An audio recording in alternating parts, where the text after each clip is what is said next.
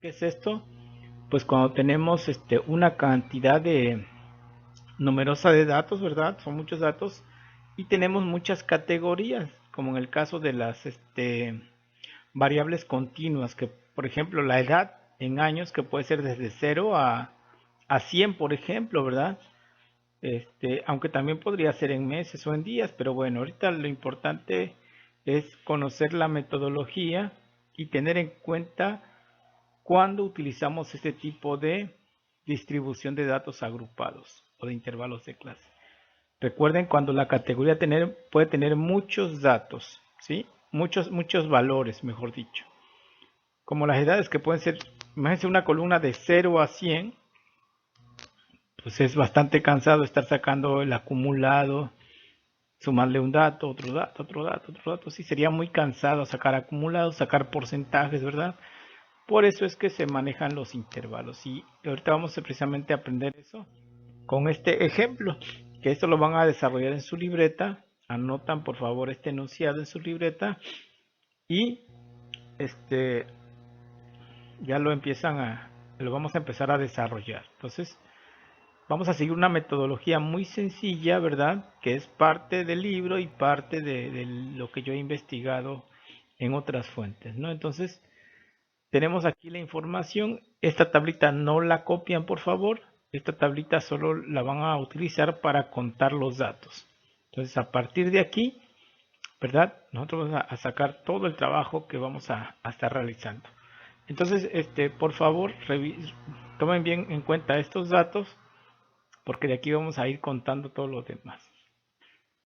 Comenzamos. Bueno, aquí está la respuesta, ¿no? Entonces, la solución, ¿cómo vamos a resolverlo? Como vemos que la variable tiene muchas categorías, más de 10, más de 15, eso es una pista, ¿verdad? Cuando voy a usar este tipo de distribución.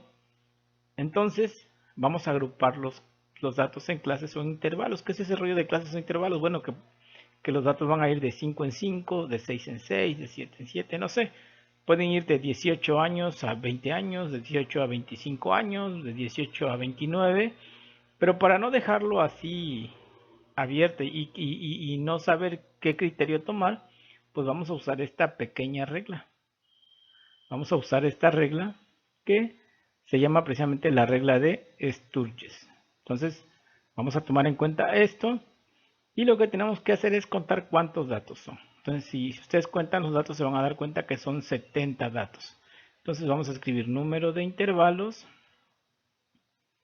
Podemos ponerlo así nada más. Es igual a 1 más 3.322. Anotamos. Logaritmo de n, donde n es el total de datos, que para nuestro caso es 70. ¿Sí? Entonces resolvemos esto. Es muy sencillo, yo les recomiendo que lo hagan en la siguiente forma.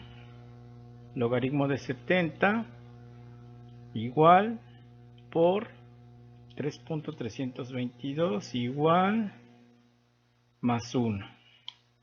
Vean que esto nos da 7.13. 7.13 y esto va a ser igual a, o aproximadamente igual, vamos a aproximarlo, es aproximadamente igual a 7 nada más, lo dejamos en 7, solamente en 7, aproximadamente igual a 7. Y luego, como segundo paso, bueno, esto que hicimos fue el primer paso, aplicar las reglas de Sturges para calcular el número de intervalos. El paso número 2, calculamos el rango. Nos vamos a los datos, que sería valor máximo menos valor mínimo. Valor máximo sería 45, si no me equivoco. Chequenlo ustedes también. Menos 18. Esto nos debe dar más o menos 27. ¿Sí? 27 debe dar la diferencia. Bueno, ya tenemos rango, ya tenemos número de intervalos, ya sabemos que son 7 el rango. Y ahora necesitamos calcular la amplitud, ¿verdad? La amplitud En este caso, no del ancho de clase. La amplitud quiere decir cuántos datos va a tener cada, o cuántas categorías va a tener cada intervalo. Si va a tener 2, si va a ir de 18 a 20, si va a ir de 18 a 21, si 18 a 22, no sé. Eso hay que saber cuántos valores va a tener. Por lo tanto, va a ser igual a 1 más 27. 1, el rango es 27 sobre el número de intervalos que nos dio 7. Lo redondeamos a 7, ¿verdad? Y entonces en este caso nos va a quedar 1 más 27, 28. 28 entre 7, 4. Entonces la amplitud es igual a 4. Vean, ¿eso qué quiere decir? Que van a tener 4 datos, ¿no? Por ejemplo, si los datos son 18, 19, 20, 21, 22. Esas son las categorías que vamos a tener, acuérdense, así sucesivamente hasta 45, acuérdense. Son todas las categorías que tendríamos, ¿no? Entonces, ¿qué hacemos? Como son 4 datos, empiezo a contar. Es 1, 2, 3 y 4. Y vean, ahí tengo mi primer intervalo o mi primer clase, ¿no? Esto sería la construcción de las clases. Entonces, mi primer clase sería desde el valor menor, que es 18, hasta 21. ¿Por qué? Porque son 4 datos que son la amplitud, o 4 categorías que son la amplitud: 18, 19, 20 y 21. Son 4. Y vean que aquí podemos sacar una reglita. ¿Cuánto le voy a sumar al 18 para llegar a 21? ¿Cuánto le sumamos? Realmente le sumamos 3, ¿verdad? Y la otra categoría va de 22 a más 3, 25. ¿Sí? Porque sería 22, 23, 24 y 25. Si contamos son 4 categorías también. La otra de 26 hasta 30. Y ahí tenemos ya todas nuestras categorías. ¿Sí? Ok, aquí podríamos armar nuestra tabla, recuerden. Ya el enunciado lo tienen escrito ustedes en su libreta. Entonces ya nada más construyen su tabla, que es la misma tabla que ya resolvieron o aprendimos a usar en la clase anterior, solo que aquí en este caso van a ser intervalos en la primera columna. Ya no va de uno en uno, sino se agrupan, ¿verdad? Entonces se llaman datos agrupados. Ya habíamos dicho que la primera va de 18 a 21, ¿verdad? 18 a 21.